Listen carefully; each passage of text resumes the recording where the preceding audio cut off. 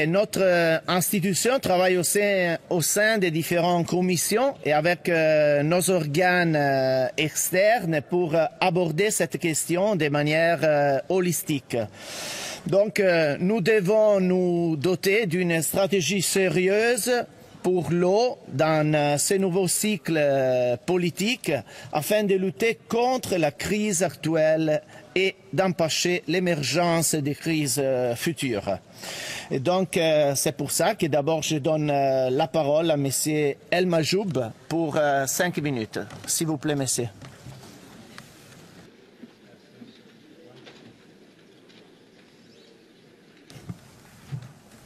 Merci, Monsieur le Président. Monsieur le Président du Comité des régions, Mesdames et Messieurs les membres, Mesdames et Messieurs, c'est un honneur pour moi d'être présent avec vous aujourd'hui, avec l'ensemble des membres du Comité des régions, en tant que rapporteur de l'Assemblée locale et régionale euro-méditerranéenne, Haarlem, pour parler de cette thématique majeure, la gestion durable de l'eau. Permettez-moi de vous rappeler que l'Haarlem a été créé en 2010 par le Comité des régions afin qu'élus et représentants locaux des 3 rives de la Méditerranée, de l'Espagne à la Jordanie, en passant par la Mauritanie, mon pays, puissions travailler ensemble aux défis communs qui nous menacent. Mesdames et Messieurs, l'Haarlem a chargé de préparer un rapport sur le rôle des villes et des régions méditerranéennes dans le renforcement de la résilience de l'eau. Les défis sont immenses en Méditerranée et ne cessent de grandir.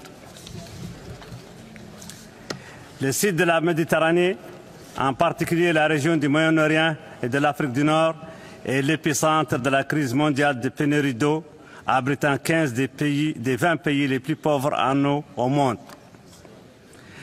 La pénurie d'eau est due à la fois à la demande excessive d'eau, mais également à une offre insuffisante en raison notamment d'une mauvaise gestion et d'une triple crise, changement climatique, perte de biodiversité et pollution.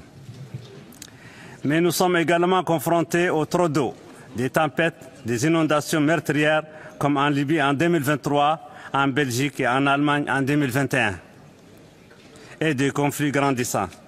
J'étais hier à La Haye pour participer à une conférence internationale sur la paix environnementale où nous avons parlé des conflits climatiques au Sahel, notamment ceux liés à l'eau. J'aimerais aujourd'hui appeler les organisations européennes et de coopération euro-méditerranéenne à faire de l'eau une priorité absolue, au cœur de l'agenda politique et des politiques pour les années à venir. Il faut établir une véritable stratégie ambitieuse et globale de l'eau, avec pour objectif la transition vers une société intelligente dans les usages de l'eau. La Méditerranée est particulièrement menacée, mais sommes tous concernés, la Méditerranée, l'Europe et le monde. Cela rend plus que jamais nécessaire notre coopération à l'échelle des villes et des régions, entre l'Europe et ses voisins méditerranéens, pour faire face à ces défis de dimension régionale et mondiale. C'est ensemble que nous devons réfléchir aux solutions. Les villes et régions méditerranéennes sont souvent à l'avant-garde pour apporter des solutions concrètes à leurs citoyens, face au manque ou à l'excès d'eau et à la gestion de leurs conséquences.